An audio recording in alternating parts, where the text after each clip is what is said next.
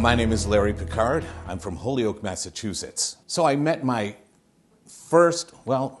my only girlfriend when I was 19 years old. And I was a singing waiter, and she was a singing waitress. We had a relationship for about 3 years until we finally broke up after I told her I was gay. I moved to New York. I lived in Brooklyn, was doing all sorts of things, including singing in church choirs, and I got this temporary gig at this big church in Manhattan and met this guy. We got along very nicely. He was very sweet.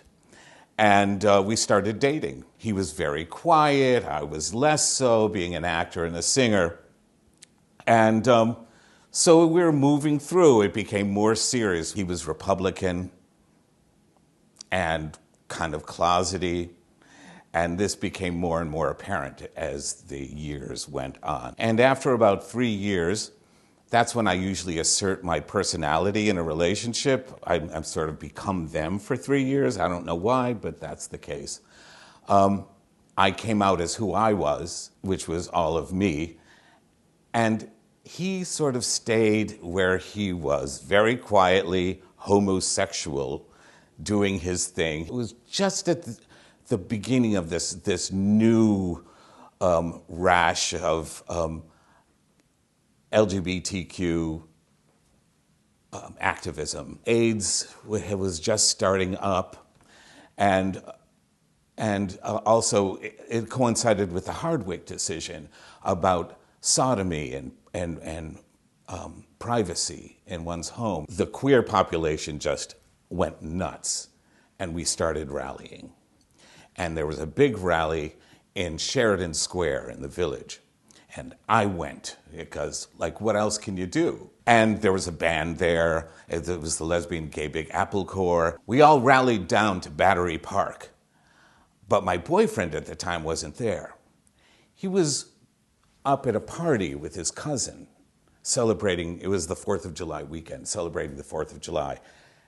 And I wasn't invited because he wasn't out to his family at all. So I'm marching downtown, and the band is playing, and the people are chanting, and I'm thinking of this guy who's just up there in some, apartment having a party, and that wasn't feeling great.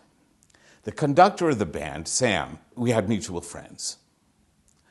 We knew each other from this social group in Brooklyn, Gay Friends and Neighbors. So we're down in Battery Park, pointing to the Statue of Liberty and saying, shame, shame, shame, shame, shaming the Statue of Liberty, which was a great symbol for how we were feeling at the time. And then there was this party, a band party, and I was invited to the band party.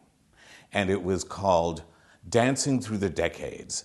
At 6 o'clock was the 20s, at 7 was the 30s, at 8 was the 40s, and you're supposed to dress in the era that you wanted to.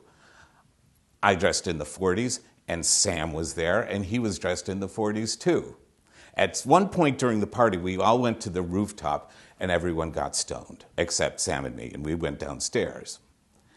And Frank Sinatra was playing. It was kind of the 40s, 50s era. There was a transition into the 50s, and Frank was singing his tunes, and we started dancing. So with each Frank Sinatra tune, as we got closer and closer together, the guy who was on the top floor 4th of July party that I wasn't invited to began to disappear, and Sam grew larger in my life. That was 39 years ago. 2 years later, we moved in together. Then we got married in 2014. In 2017, we moved out of New York to where we live now. I was 29 when I met Sam. I'm 60, almost 68 now. That's a lot of territory. There are lots of things that we went through together, that we shared. Lots of personal things that I had, lots of events in my life that he shared, lots of events in Sam's life that I shared. And I would say that Sam is the most important thing that's happened to me in my entire life.